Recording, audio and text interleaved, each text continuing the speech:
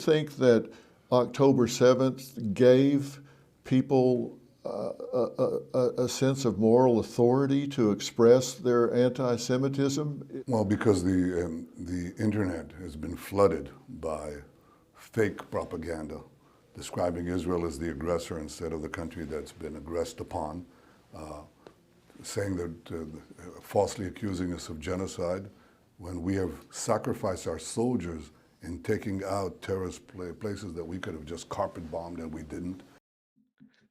Bibi Netanyahu is a world-class liar. He knows how to lie and cheat his way out of anything, and that's exactly what he does right here with Dr. Phil.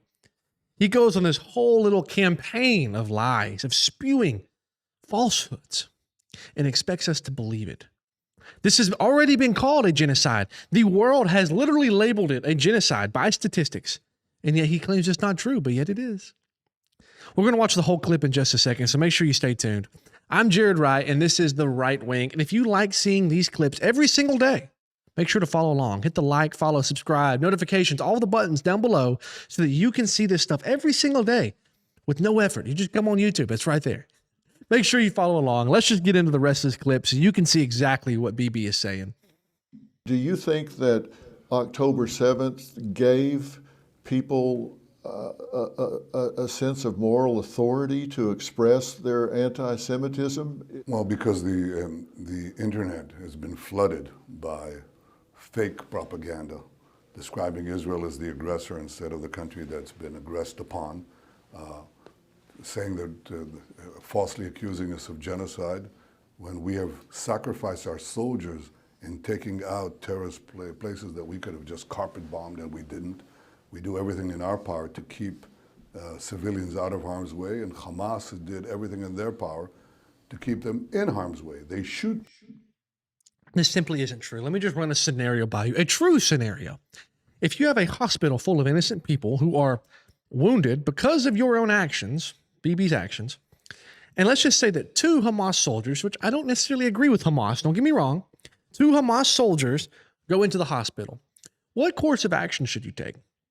Leave them, maybe, special force, try to go in and get them out, whatever. There's different actions. Well, instead, what he does is he sends one missile at the hospital to blow it up, to injure even more people.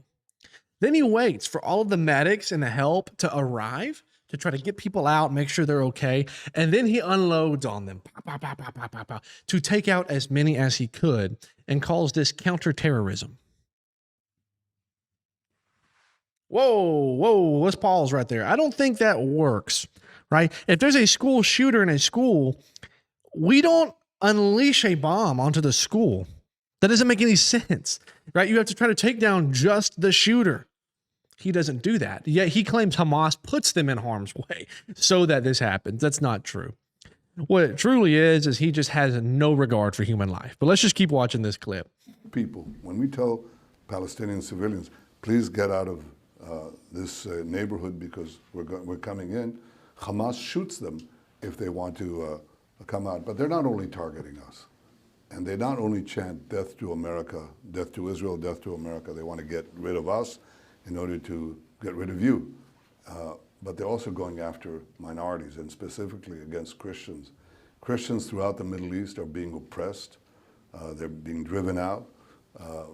It's something that the only safe place for Christians, where the Christian community is growing and thriving, is in Israel. They've been kicked out of Turkey. They've been oppressed in Syria, in Lebanon, in the areas that we handed over to the Palestinians some 30 years ago. We were controlling Bethlehem, the birthplace of Jesus. At that time, the overwhelming majority of the Arabs living in Bethlehem were Christian Arabs, over 80%. Now, after 30 years, they're down to 20% because they're oppressed, and so they leave. But that's not what's happening in Israel itself. In Israel itself, they're growing, they're thriving. They serve in the army. Christian Arabs serve in the army, yes. Very brave soldiers, because they know that Israel is fighting not only our battle, but their battle.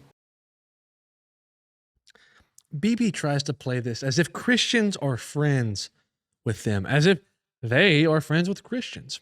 But in all reality, It's really not true. What the Jewish people, what Israel does is they try to gain our friendship to gain our protection, because they know there's a whole lot more Christians worldwide than there are Jewish people, which, I mean, makes sense, but they try to get protection from us. It's not good. It's bad. And Protestant churches in America, specifically within the evangelical church, are falling for it.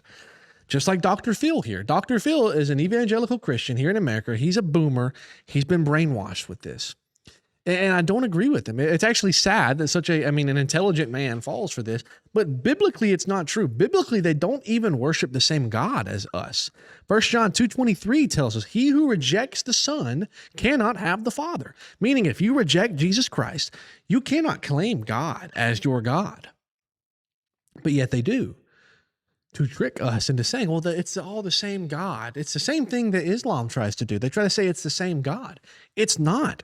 It's a completely different God. The character of that God is different. They don't even follow the religion that God instituted before Jesus Christ. They don't follow those things. So how can they call us friends and of the same vine? The vine only consists of those who have accepted Jesus Christ. Otherwise, they are cut off the vine. The Bible is very clear on that. But Bibi goes on this little lying campaign, because that's what he's best at, is lying and spreading this propaganda, trying to teach people, hey, no, we're friends with the Christians and the Christians are oppressed everywhere else. The oppression comes from you. These people were in peace up until 1948, in which Israel was granted the land and comes in and starts pushing them out of their own houses, their own land, and saying, oh, we have claim to this. As if this man from Poland has any claim, or any of them for that matter, to that land. They don't. And this is why there's such a hot spot for conflict there. I mean, already, all three major religions lay claim to the area, but whenever one of them comes in and just starts kicking people out, what do you expect to happen exactly? People get angry. That's what we are. We're angry with him. The Palestinian people are angry with him because he's kicked them out of their own home. He oppresses them. He's taken out a lot of them, and what is literally called it has literally been labeled a genocide by statisticians. I guess that's the word. But the people who actually would say, this crossed the line, they have labeled this genocide. So he lies and says it's not. Well, what about the tens of thousands, if not hundreds of thousands of people that just aren't here anymore? I've seen some terrible clips from there. So he lies. He claims we need to be friends with them. And in all reality, why should we be? Why should we be friends with you? We need to remove you from power and put you in prison, Bibi, and then let you get a perjury charge, because you're probably going to lie while you're on the stand. But if you believe that, if you think that, make sure you follow along on this channel. I'm Jared Wright. This is The Right Wing. So make sure you hit the buttons down below. Like, follow, subscribe, all of them, because I post this stuff every single day. I make it easy for you to follow along and see the truth in the world. I think you'll like it. So definitely follow along here. And until then, I hope you have a great day.